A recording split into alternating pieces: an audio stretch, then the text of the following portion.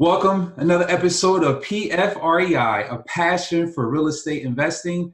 I'm your host, Fuquan Bilal, and I have a great guest today, Michael Zuber. Yay!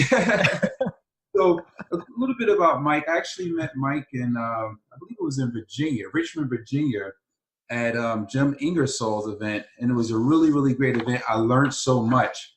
Mike is a buy and hold guy. He's an expert and the founder of One Property at a Time. And it's actually One Rental at a Time is a book that he has, and we'll talk about that. His career as a property investor initially began 15 years ago while working on a very demanding job as a travel sales manager for a well-known software company. Realizing that purchasing and flipping property was not an ideal solution to building his portfolio and creating wealth in his lifestyle he desired due to the amount of time he spent traveling for his company, he decided to begin his real estate investing career in the buy and hold sector. He is passionate about helping new investors learn how to build their wealth and create financially free lifestyles through buying and holding property. So welcome. I thank you for joining the podcast. This is going to be a great one. Let's just get right into it. Let's talk about this one rental at a time. When I met you at Jim's event, you had the box in the back, and I'm like, oh, this guy's going to give away these books. And you're like, oh, this is valuable stuff. This is for sale. So I was like, all right, cool. So I went and, paid homage and got one from Amazon. And I'm seeing all these pictures over the internet where everybody's holding this book up one rental at a time. So the wave is going. And I see that you're doing more Facebook Live, and I thank you for that because you have a lot of great content, and I really like what you're doing for the kids and the high school children and what you're putting out there. Come in to offer yourself and give your time to educate them on financial literacy, which is very important. So let's just jump right into that. You're very passionate for real estate, so that's why I have you in as a guest. You can tell a little bit about your backstory, then we'll get into it. Sure. Thank you. This is going to be a fun interview. We are very like-minded individuals, care about real estate, care about people. So this should be a lot of fun. I am looking forward to it. You did my story well. I was a busy software salesman, sales manager, traveled the world. One of my worst days was when I got a platinum reward card from Marriott's. If you don't know what that means you spent 100 nights away from home. And that was a sign that, I really needed to do something else. And for me, that something else had to be pretty limited, right? Because I had no time. I had a family, so to me, it really became, real estate or buy and hold, being a landlord was what it had to be. So, started that 16 years ago, really had no plans. I'd love to tell you, I knew it would take 15 years. All I knew is I needed rental properties to become wealthy. I didn't want to do my very stressful job, which has these 90-day cycles where you're always on quota and you're always one quarter away from being fired. So, I just kept buying rental properties one at a time. We rode the wave up from 03 to 08. We actually got out at the peak. We moved into apartment buildings via 1031 exchange. We leveraged hard in private money during the crash because banks weren't lending.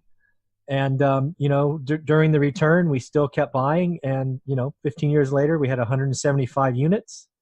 And, I left February 1st of last year. So it is possible. In the book you mentioned, One Rental at a Time, I wrote it simply to create belief and hopefully inspire other busy professionals to know that, you too can take control of your future. And in the book, I actually talk about just getting to 4 rentals. And that was kind of the theme at Jim Ingersoll's event for my presentation was, yeah, financial independence is possible, but don't start there. Maybe just start with getting to 4 rentals, right?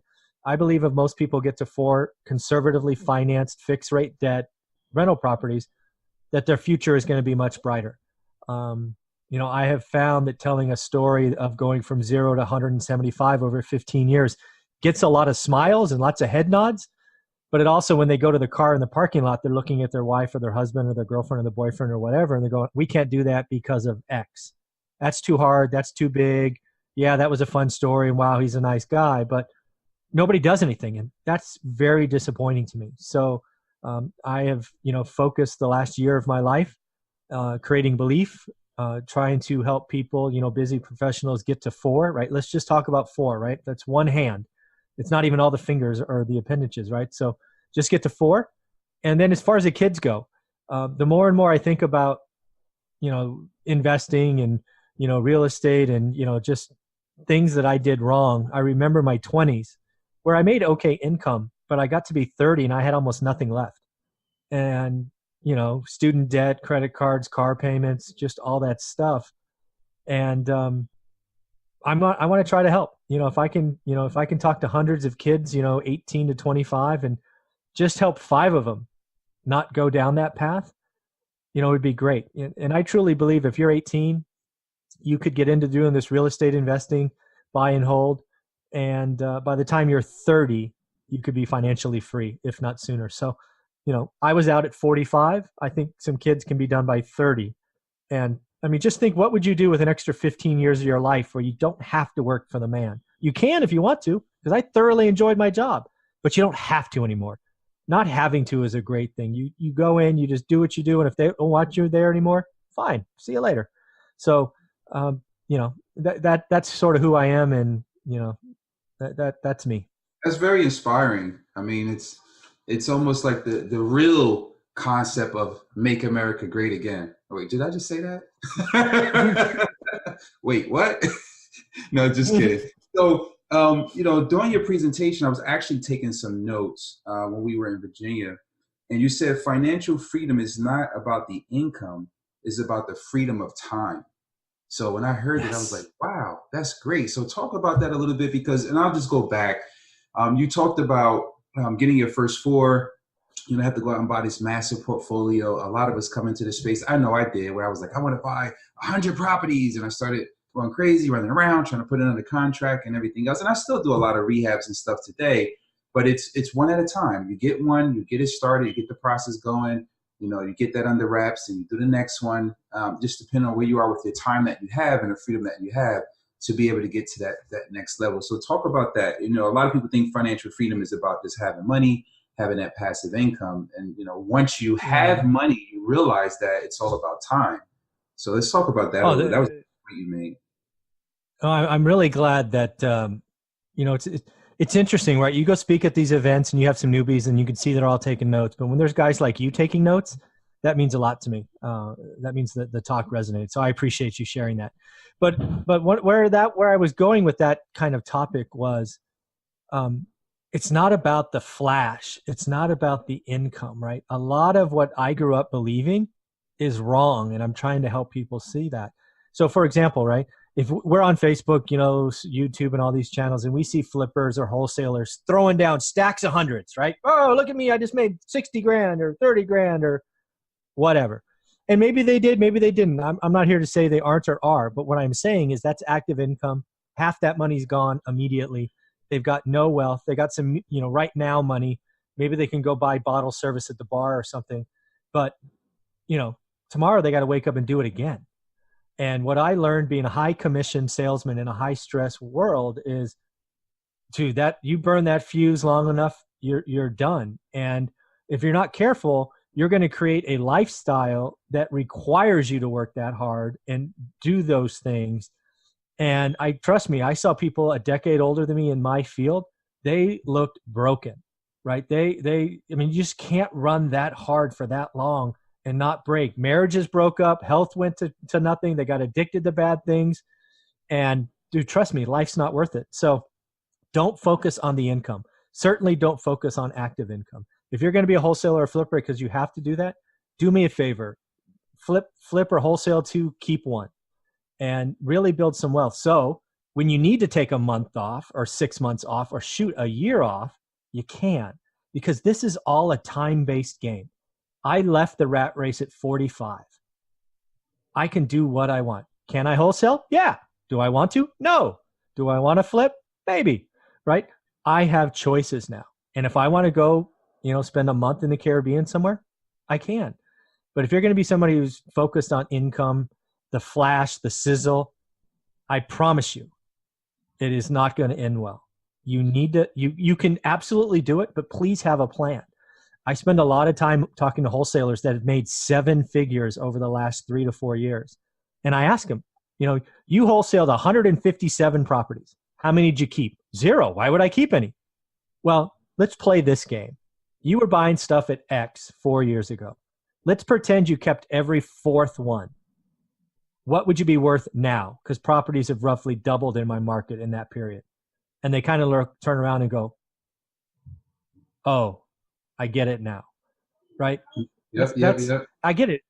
It's hard to understand, right? When you're young and you get addicted to the cash and the sizzle, it's hard to look up, man. But you're gonna have guys like me keep beating into you, right? It's not about the income. It's about living below your means, about setting stuff aside. Yeah, people don't like buy and hold because they try to talk about tenants, toilet, trash, trouble. I don't care. Keep talking it down. I'm going to keep buying it, and I'm going to be wealthy, and I have the time that I want, and I can do what I want with. So, yeah, time's a big deal, man. It's not money, right? Time's the only thing we can't get back. You could be worth $1 million, lose it, and get it back. Many people have done it. You can't get time back. I don't care who you are. I know there was an 80-year-old guy I met the other day. It's probably been a month. He was worth about $10 million. He said he'd stroke a check right now to be 21 again. Right? He'd write $10 million to be 21 again. Wow. I mean, just think of that stuff. That's amazing. He would go to broke. He'd go to zero, but he'd be 21 again. And he says, wow, I'd be worth $100 million by the time he's 80. Right? We can't get time back, guys. Time's the thing. So do things that create wealth, long-term, legacy, whatever you want to call that. And with time, you get options. When time is your own, you have options. And I can tell you, doing it for a year now, it's freaking awesome. Yeah, that's amazing, man. That's a great, great story. You had said 2 acronyms when I was there also. The one you used was CRAP. It was cash rich and asset poor. You said you don't want that. You want ARCH, asset rich and cash happy. You see, I was taking notes. I like it. This guy's on awesome. Fire. I'm just still at me right we used that. So, and that was good. You said a lot of great things that resonated with me, and I really enjoyed your speech. And a lot of stuff that you spoke about, I really understood because I went through it, and I came in as a flipper, as a wholesaler, and when the market crashed, I mean, I'm market cycle tested. I had the ability to go up with the wave, and when it hit, I came down with it, and it kind of forced me into being a landlord, dealing with the tenants, tallest trash, and termites, not trouble. Termites. I knew there was another T there. I've learned the process, and it was tough for me, and I had to build systems out and go through the process. And then I started doing short sales, and then I discovered the note business, and I wasn't really too much focused on real estate because the notes were pretty much passive, and I was the one, and I'll admit, going around, you don't want tenants, tallest trash, termites, you want passive income. But now today I'm doing flips, I'm doing rentals, and I'm doing a little bit of both, like a hybrid investment strategy, because I know the importance of having cash flow from rentals. Very, very important, especially in my market. When New Jersey is the number one foreclosure state, we can get bigger discounts, which increase our cap rates and cash flow. So we love that. But let's talk a little about the book. You wrote this book, and I'm seeing people all over the internet holding it up. It's really on fire out there. Yes. There it is right there. One rental at a time. I actually have my copy in the office. And basically, I need that selfie from you, man. I need a selfie from you. You got it. Do it. And let's talk about a little bit about that. I mean, I've written books also. This one is basically the breakdown of how to get started, and just focus on smaller goals, and when you achieve that, you kind of grow into the bigger goals. As you said, you manage in multi-units now. So talk about that transition. We talk a little about the book, and then talk about the transition of going from, I guess, the single family properties, residential properties, into commercial. Because everybody want to go out and go buy these buildings and everything else. What is the difference, like, as far as profit and the work that goes into a multifamily versus single family? So a little bit about the book and about that. You got it. And so the book, I really break down the book into kind of 2 sections. Roughly 60% of the book is an honest look back at our 15-year journey, right? We talk about, I call it the 4 phases, right? We have the buyer's market, which was a very similar to the one that we just exited from 2003 to 2008. You just put it on the MLS and you had 10 offers, right? Stuff was appreciating. The one difference is financing was out of control, right? Residential financing was everywhere. Countrywide, IndyMac, the cause of the real estate recession that we had. Then I talk about, phase 2 was the crash, which was very painful. Then I talk about kind of the bottoming when the hedge funds came in and started buying everything sight unseen. And then there was the return. All right. So that's like 60% of the book. And it goes through and talks about deals. It talks about our troubles. It talks about what are you supposed to do when lending turns off, right? Think about it. We're looking at the MLS and we're seeing gold and diamonds and platinum and just everything was just out there for the taking in 2010, but we couldn't get financing, right? That was new to us, right? We made six figures. We had a net worth of several $1,000,000, never missed a mortgage payment. And banks are telling us, no, we won't lend to you because you're a property investor, right? We were the devil as far as they were concerned. That everybody was treated the same if you owned a lot of real estate, which was terrible. But what we were supposed to do, we could pay cash and go slow, or we could figure it out. And we did. We went and found a hard money lender who would give us 60% of purchase price, which was the best we could do at the time. We did 6 or 8 properties with them. And then we had a bunch of people essentially throwing money at us, which now today is called private money, who wanted to be first. And we got into that stuff with 100. They did the purchase price and we did the repairs. So we bought everything. What's important for me during the crash was what I read, when I was researching real estate from investors who did the S&L crisis, savings and loan crisis, the oil crash in Texas was, these very successful people always had one saying that bothered me. And it was, I wish I bought more. So in our moment, right, we did every single deal we could except for one 10-unit building, which we gave to a friend because I wasn't sure I could cobble together the purchase price. Other than that one deal, we closed everything that came across our paths. And that was a big deal for me, right? That was a 4-year period, man, where we just bought everything we could, which was awesome. So we had no regrets. We took advantage as much as we could. And then it returns and, cash flow goes up and now we're refinancing out of expensive loans and the cheap loans and life is good, right? I have a pile paid off. I've laddered up debt. It's a good time. But what was interesting in this time frame, back to your second part of the question was, again, remember, right, it's 2008. I'm a busy traveling salesman. I'm probably in Europe or Asia somewhere. And we have 8 units, right? We have 7 houses in a duplex. And I'm trying to buy that next property, but nothing cash flows. Let me give you for example. We bought a house on Norris Drive. This is the first one we bought in 03 for $107,000 and it rented for $1,100. I sold that property at the peak of the market for $263 and it still rented for $1,100. So that was the market I was trying to buy in and nothing made sense. And my accounting brain was like, it just doesn't make mathematical sense to me. I don't want to buy what I now call an alligator because those hurt. It was just a happenstance at a real estate event. You got to network. You got to get around people. Somebody talked about commercial buildings. And I'm like, what is that? I thought a commercial building meant office building, right? But no, they talked about commercial lending, which was 5 units and above, as you know. I didn't know that then. So what I did is I ran home and I tried to start looking at my market for multifamilies, 5 to 20 units. And I was shocked at what I found. This is in 2008. We did a 1031 exchange out of Norris Drive, which we sold for $265 or $267. It rented for $1,100. We did a 1031 exchange into an apartment building, 5 units, $3,000 a month for $223.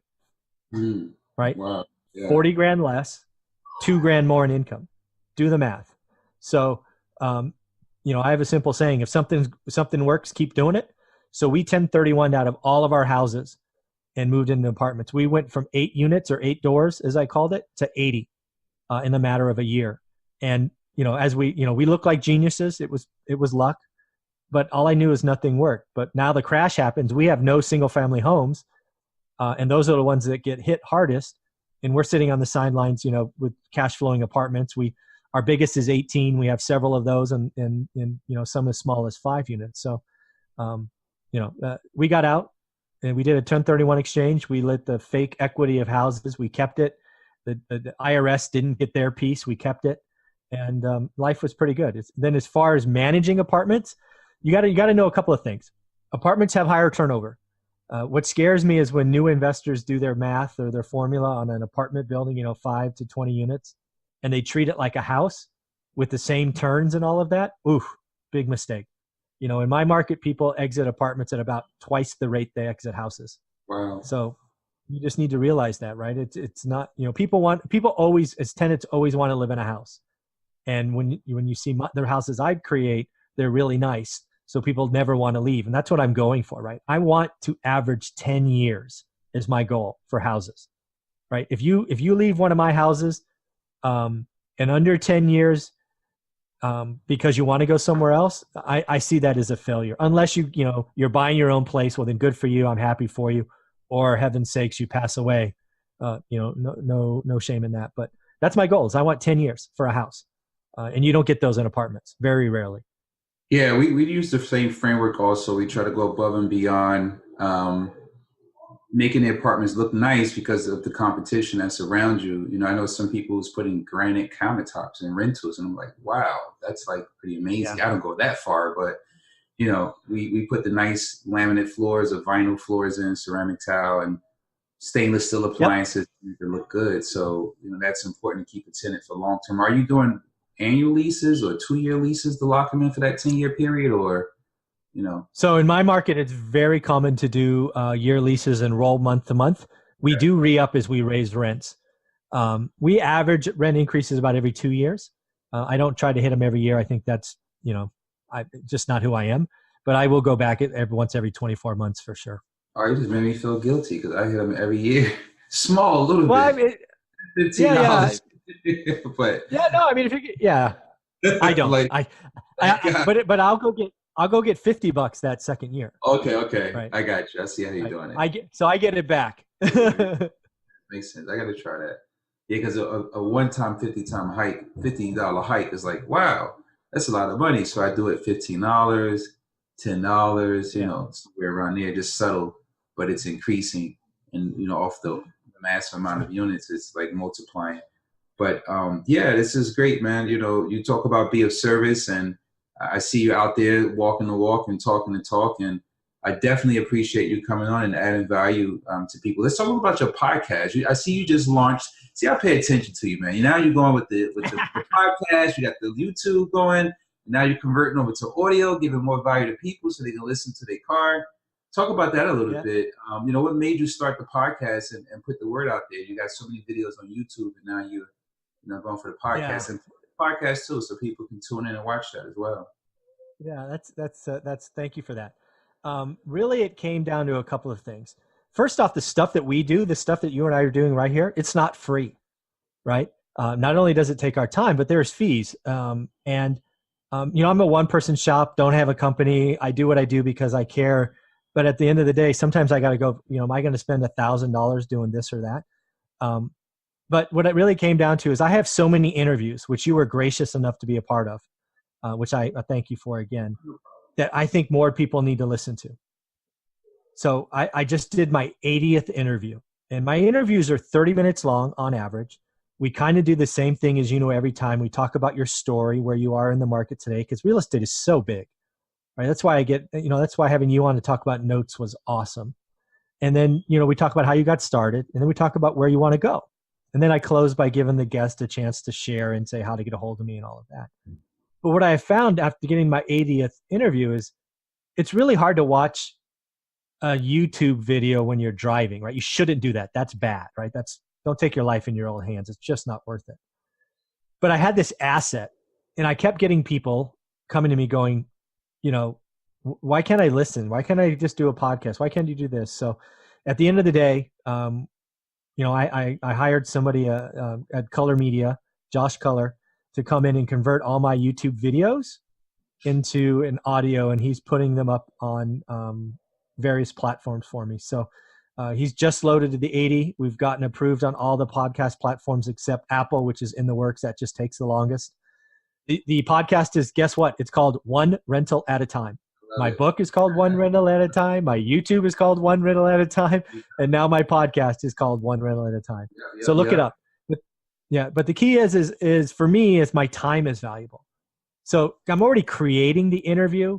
So it's going to cost me $20 a video to have Josh convert, add in the front and back end stuff to the video. And I'm like, okay, if I want to give back, like I say, it's time to pay up and give back. So I'm going to keep doing that. It's not going to be every video. It's just going to be the interviews. Interviews are a half hour. I think they provide value. they're pretty clearly tagged, right? If you're into notes, you're going to come watch your interview. If you're into flipping, you may go watch somebody else. But it's just another way to give back. That's awesome. I love it, man. I love it. I love it. And how can they reach you on the podcast? What is it one rental at a time? Do you have a Facebook page? Do you have any Instagram going on for the younger generation? That's how you're going to reach those younger. You gotta get it going. You can't have step. I do the Instagram. Dude, man, I got kids up on Instagram.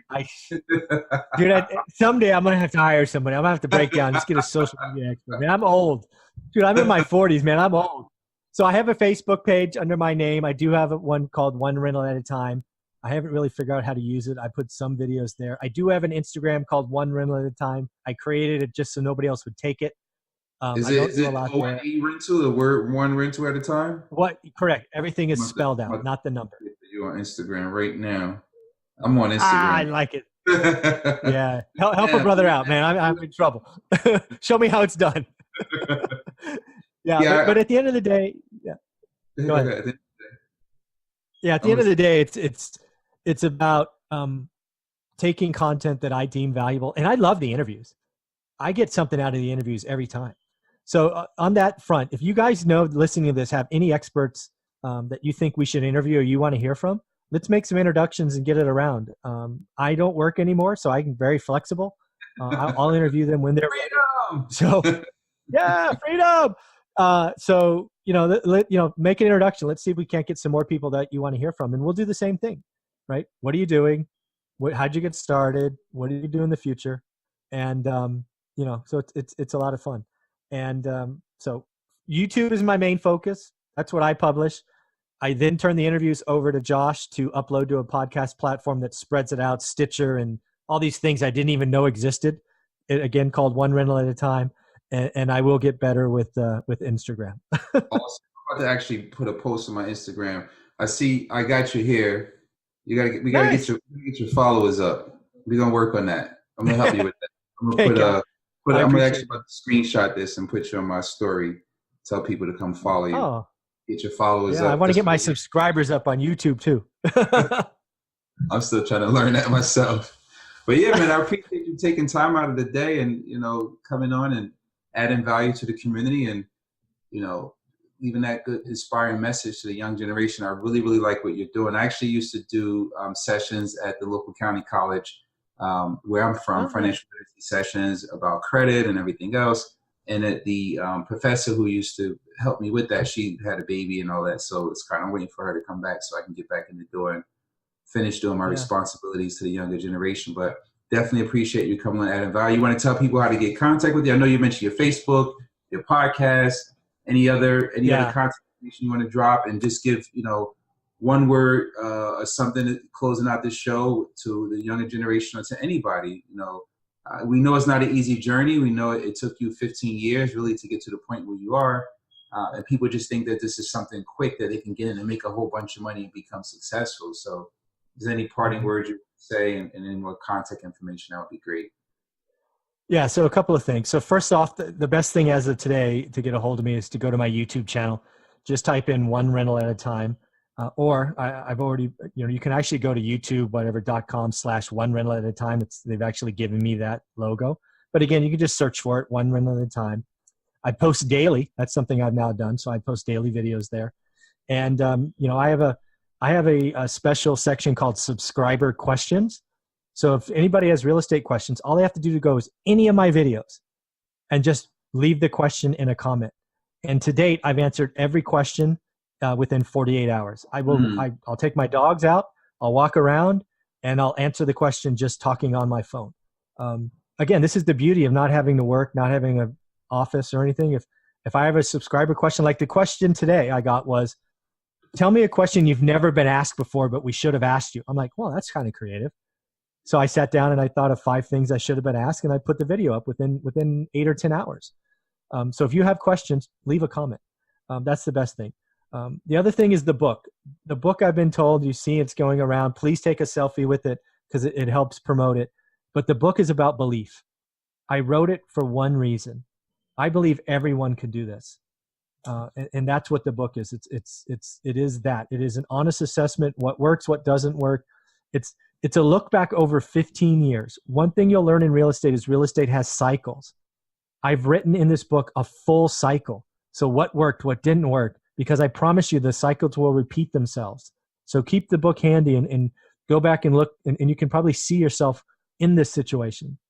And then the last thing about the kids, I actually created a $100 book report challenge in February. Yes, I pulled out a $100 bill. I pulled out a $100 bill, right? And said, hey, any kid that writes me a book report, right, gets the book, reads it, it's simple, right? I'm not smart, so it's easy to read, and they write a book report, they would have gotten $100. Unfortunately, no kids took me up on it. Although 15 or 20 parents bought the book for their kids, but they didn't write up a book report. And my email is listed like 20 times in the book, so it's not like you can't find me. So what did I do? Because I want to give back. I'm going to do this monthly. So what did I do for March? I doubled it. It's now $200. If you read the book and you're between, I've had people as young as 7 say they're going to read it, to let's say like 23 or 24. If you're between 7 and 24, you read the book, you take the time to write me a book report, you have a chance to win $200. Here's the deal. If I get 1, congratulations, you win. If I get 2, I'm going to read them. If 1 is clearly better than the other, I will give the 200 to that person. If we get 10 or 15 for the month, I will likely divide it up and give 100 to 2 different people. Why did I do that? Yes, I want to inspire kids to read books and become financial literate, but there's a sneaky extra in there. What is the hardest thing for parents to do with their kids? Other than talk about sex, it's to talk about money. It's to talk about investing. Think about it. If you can have your kids read a book that's very easy to read, that talks about some schmuck who retired from work and doesn't have to work anymore, wouldn't that be cool to at least ask questions? That's why I did the book report challenge, so parents could talk to their kids about investing in money. I hope every kid that reads this has a half-hour discussion with their parents.